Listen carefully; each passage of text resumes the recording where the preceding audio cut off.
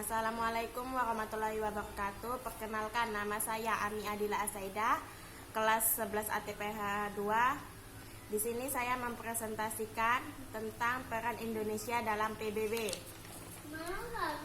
Latar belakang, Indonesia memiliki saran yang hendak dicapai dalam menjalankan politik luar negeri adalah kerjasama bilateral maupun multilateral, meningkatkan diplomasi Indonesia di dunia internasional dan berperan aktif dalam menciptakan perdamaian dunia. Indonesia melaksanakan politik luar negerinya telah mencerminkan diplomasi yang melibatkan seluruh aspek bangsa.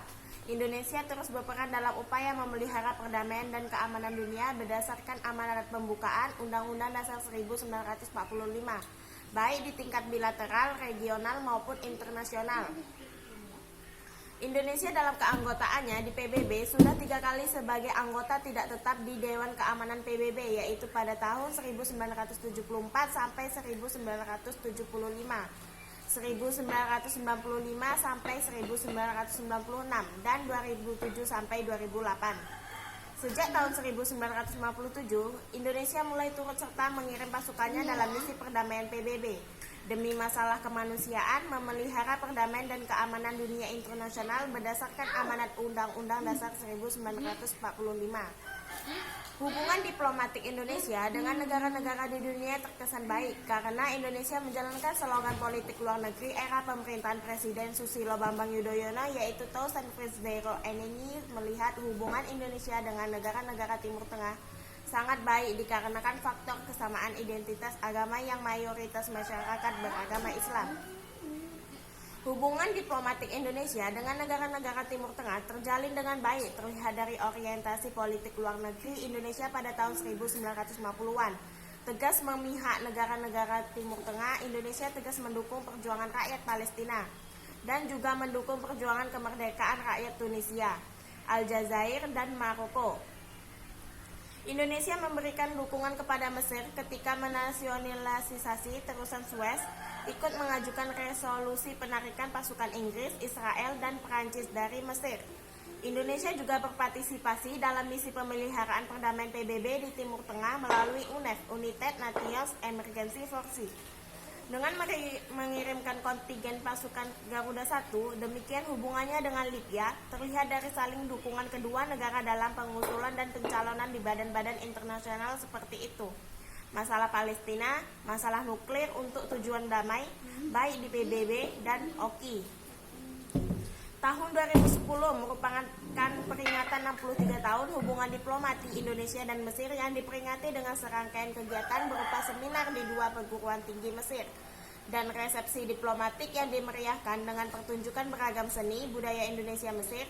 Hubungan baik tersebut terlihat di berbagai organisasi regional dan multilateral seperti di PBB, OKI, GNB, dan G77.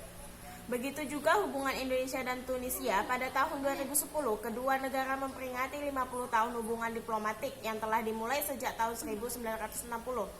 Kemudian komitmen Indonesia dalam mendukung proses perdamaian di Timur Tengah dan mendorong berdirinya negara Palestina yang bebas merdeka sesuai dengan prinsip two-state solution.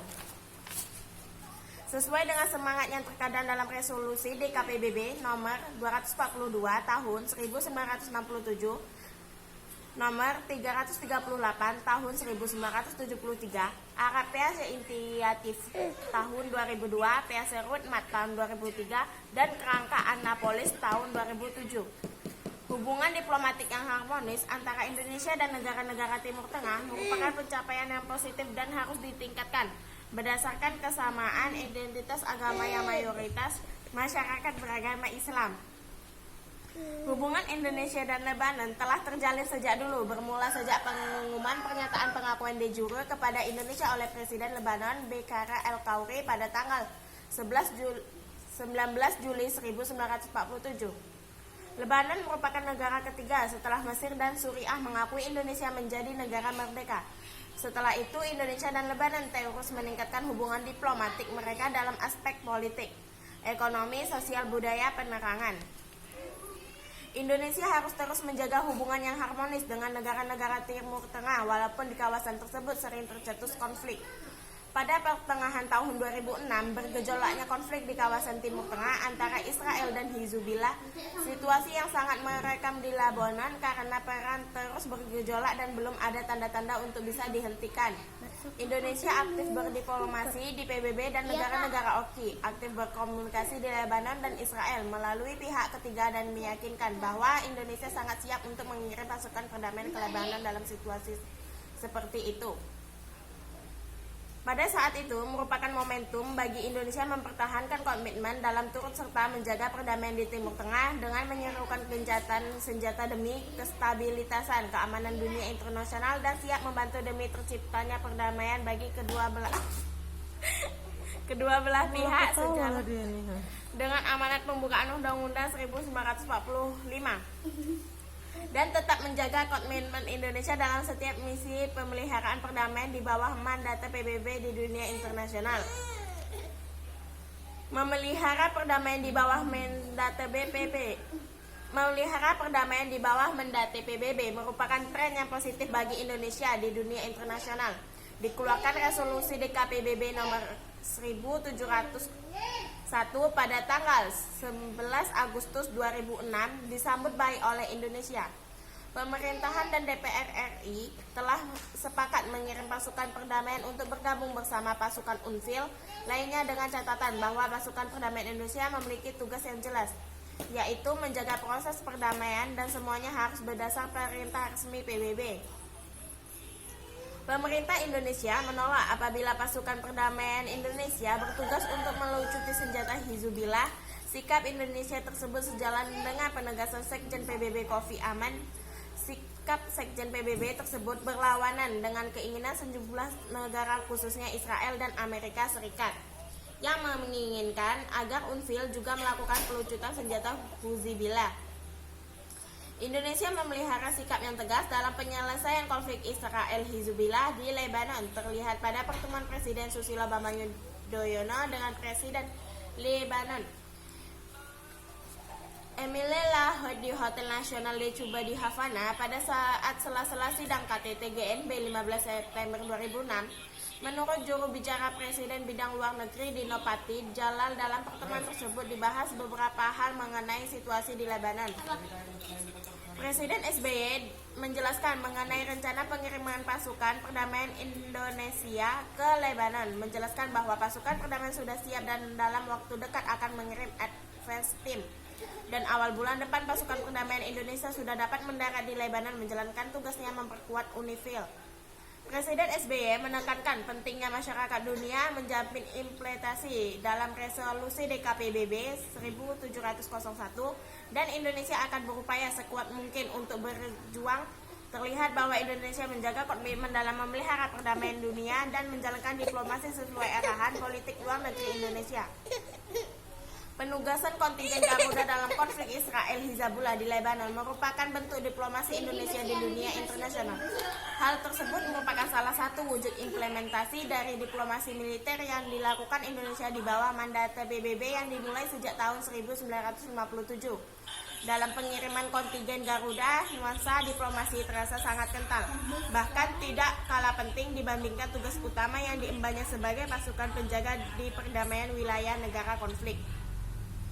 Partisipasi Indonesia dalam penyelesaian konflik Israel-Hizbullah di Lebanon di bawah mandat PBB merupakan arahan dari nilai-nilai yang terkadang Undang-Undang 1945 yang bertujuan untuk turut serta dalam pemeliharaan perdamaian di dunia internasional. Isi dalam PBB ialah merupakan sebuah organisasi internasional yang dimana anggotanya hampir diisi oleh seluruh negara bagian dunia. PBB ini dibentuk agar dapat menangani permasalahan-permasalahan yang terjadi pada hukum internasional, pelindungan sosial bangsa-bangsa di seluruh dunia dan juga lembaga ekonomi. Indonesia berperan penting dalam PBB. Peran Indonesia dalam PBB diantaranya ialah sebagai berikut ini. 1. Indonesia berperan dalam rangka menjaga perdamaian dunia. Misalnya ialah Indonesia menyelenggarakan konferensi Asia Afrika yang mana melahirkan Dasar-Sila, Bandung menjadi pelopor dan Zoftan dan Suen, serta Indonesia menjadi salah satu pelopor sejarah berdirinya ASEAN. 2. Sebagai pemimpin dan anggota tetap beberapa organisasi di PBB. 3. Indonesia selalu memberikan bantuan kemanusiaan di berbagai negara. 4. Membantu menyelesaikan konflik di berbagai negara. Tujuan dari PBB sendiri ialah untuk menciptakan perdamaian dan keamanan internasional, menjadikan PBB sebagai pusat usaha dalam merealisasikan tujuannya, mewujudkan kerjasama internasional dalam memecahkan segala persoalan dan permasalahan internasional di bidang ekonomi, sosial, kebudayaan, dan kemanusiaan. Penutup dalam bidang PBB, Indonesia terlibat dalam misi pemeliharaan perdamaian PBB sesuai pembukuan Undang-Undang Dasar 1945 Alinea 4. Salah satu tujuan negara yakni menjaga ketertiban dunia berdasarkan kemerdekaan, perdamaian abadi, dan keadilan sosial. Sekian makalah dari saya akhiri. Wassalamualaikum warahmatullahi wabarakatuh.